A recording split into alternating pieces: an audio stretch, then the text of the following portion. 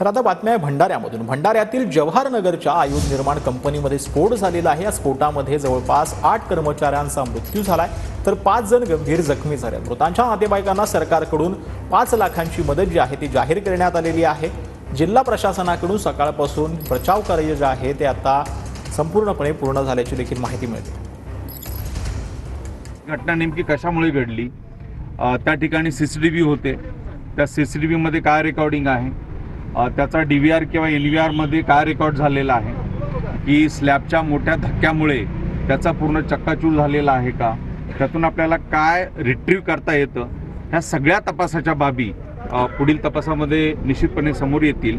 एकूण अडकलेल्या 13 व्यक्तींपैकी आपण सर्व 13 व्यक्तींना आता साधारणपणे 8 सव्वा 8 वाजता ते संपलं आणि आपण सर्वांना रिकवर केलं। त्यापैकी 8 व्यक्ती आपल्याला मृत आढळले आणि 5 हे जखमी होते। त्यापैकी 3 हे भंडारा इथल्या खाजगी रुग्णालय लक्ष हॉस्पिटल इथं उपचार घेत आहेत आणि 2 यांनी उपचार घेतला, त्या ठिकाणी प्राथमिक उपचार घेतल्यानंतर ते नागपूरला रवाना झालेले उपचारासाठी।